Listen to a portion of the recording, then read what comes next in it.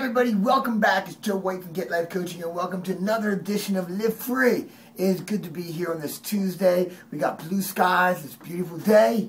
Yesterday was a rainy day here. It rained like a monsoon, and it really has been a great weekend here at Get Life Coaching. Saturday we had our Breaking Through the Barrier, our cornerstone event, a day where people make these huge shifts in their lives, not by just information, but by emotionally transforming, by learning and letting go of stories and garbage and past and limiting beliefs, and really setting themselves up for a life filled with abundance and love and happiness and success. It's an amazing day. Sunday, I had the honor of throwing out the first pitch for the Wilmington Blue Rocks. We have some pictures up on our website. Very, very exciting. It's Get Life Coaching is part of a coalition of businesses that we donate $100 every single time the Blue Rocks steal a base, or successfully steal a base. How about that? And that money goes to one of the most amazing organizations. And what they're building in this area is a little league field for a special synthetic field designed for wheelchair use. I can't imagine anything more exciting for the first time to be able to play baseball. And we're so excited to be a part of it, and each business had a chance to be honored, and Sunday was our day. I threw out the first pitch. Got a strike. That was good. Kind of uncertain about that. I definitely Googled some videos of unsuccessful first pitches, and I didn't want that. So everything went well. Today's focus is about how to get out of your own way, to end this thing called procrastination. Come on, we've all been there. We've all been comfortable with not getting what we want, comfortable in not creating what we want. I know those words don't kind of go together. How can I be comfortable when all it does is create uncomfortableness? Exactly. So you got to look at what procrastination is. Procrastination is the realization that whatever I need to do, or whatever it takes to get that, is more pain of doing it than losing the pleasure where I'm at or the pain of where I'm at. I remember one day as a kid, I was up late, doing a paper that I put off. And I remember it was like 6 o'clock in the morning. I'm typing away. I got to get on the bus in an hour. And my mom said, "Have you learned yet? Do you realize that right now you're in so much pain?" I'm like, huh? I didn't even get it then. But what my mom was teaching me then was that right at that moment, the pain I was in by being up and stressed and tired was far greater than the pain it would have took for me to get it done. See, if you look at us, it comes from NLP. What really motivates us is one of two things. Two of the driving forces. One is our desire for pleasure. And we like that. But we also are wired, we don't like pain.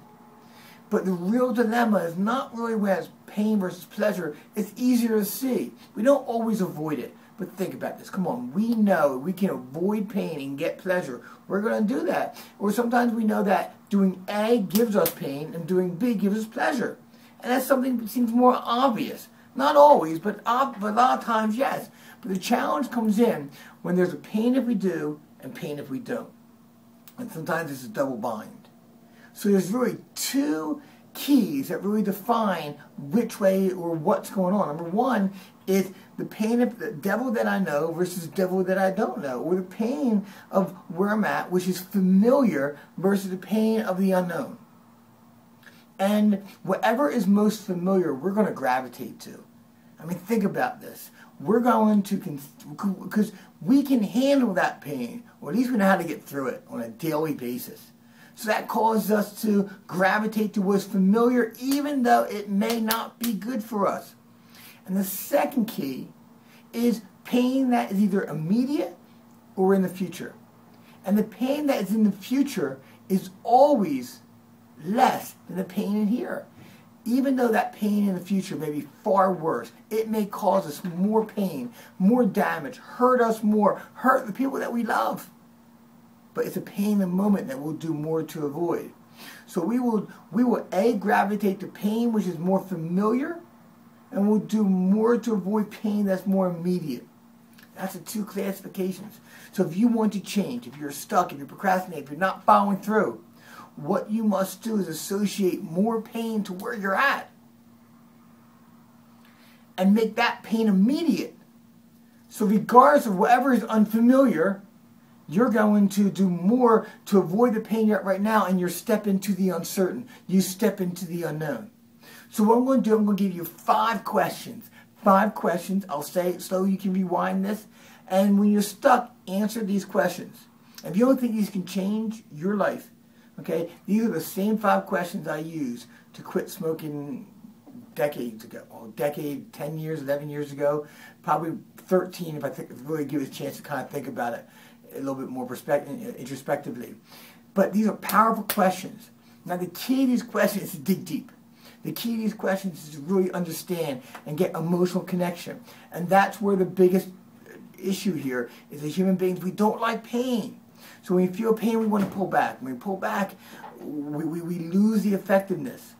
So pain is your friend here. So beat yourself up. These are the first question, which is this. What is the pain or consequences of not changing or not taking the action? I'll repeat that. What is the pain or consequence of not taking action? That's your first question. And that's one you want to go deep.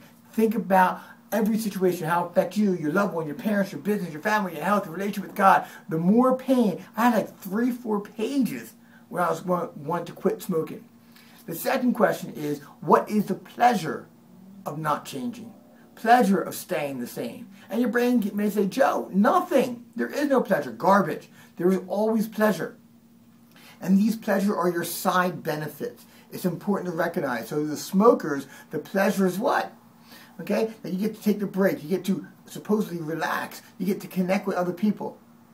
And those benefits got to get met somewhere else in a healthy, positive way. And number 2 won't be as much as number 1. Nor would number 3, which is, what is the pain of changing? Yeah, the pain of changing, or pain of taking action. So if you think about that, that won't be as long as either, and that will give you potential roadblocks. Some of the pain will be, hey, I'm going to have to get up early to work out, or I'm going to have to go out and ask for help, or maybe it's going to cost me some money. Or maybe for the smoker is I may gain some weight. So those are the issues that we have to deal with, and they may not all be roadblocks, but it's kind of like things we want to see on the horizon. We want to tackle those things while they're small. We don't want to wait till they smack us in the face before we take action.